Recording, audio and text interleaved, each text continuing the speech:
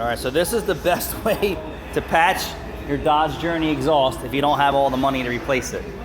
So this is our T-bag patch, handlebar patch. Sure.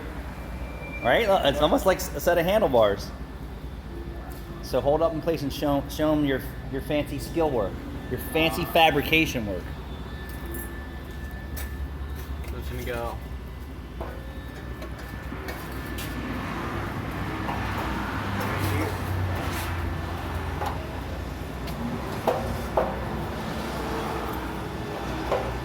Boom.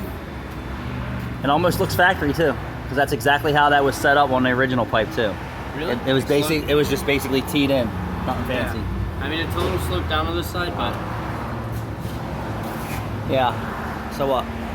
Well, I mean, you could clock it a little bit. and Push it up. Still have the Yeah, so you can turn it a little bit. There you go, your T-patch. Your Dodge Journey.